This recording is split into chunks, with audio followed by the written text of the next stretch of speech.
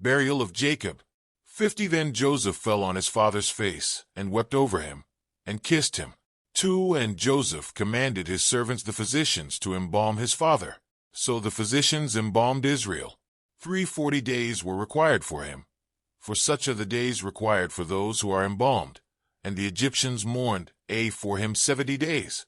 For now when the days of his mourning were past, Joseph spoke to the household of Pharaoh, saying, If now I have found favor in your eyes, please speak in the hearing of Pharaoh, saying, 5 My father made me swear, saying, Behold, I am dying. In my grave which I dug for myself in the land of Canaan, there you shall bury me. Now therefore, please let me go up and bury my father, and I will come back. 6 And Pharaoh said, Go up and bury your father, as he made you swear. 7 So Joseph went up to bury his father, and with him went up all the servants of Pharaoh, the elders of his house, and all the elders of the land of Egypt. 8 As well as all the house of Joseph, his brothers, and his father's house. Only their little ones, their flocks, and their herds they left in the land of Goshen. 9 And there went up with him both chariots and horsemen, and it was a very great gathering. 10 Then they came to the threshing floor of Atad, which is beyond the Jordan, and they mourned there with a great and very solemn lamentation. He observed 7 days of mourning for his father. 11 And when the inhabitants of the land, the Canaanites, saw the mourning at the threshing floor of Atad, they said, This is a deep mourning of the Egyptians. Therefore its name was called Abel Mizraim, which is beyond the Jordan.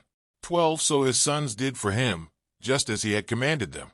13 For his sons carried him to the land of Canaan, and buried him in the cave of the field of Machpelah, before Mamre, which Abraham bought with the field from Ephron the Hittite, as property, for a burial place. 14 And after he had buried his father, Joseph returned to Egypt, he and his brothers, and all who went up with him to bury his father. Joseph reassures his brothers. 15 When Joseph's brothers saw that their father was dead, they said, Perhaps Joseph will hate us, and may actually repay us for all the evil which we did to him.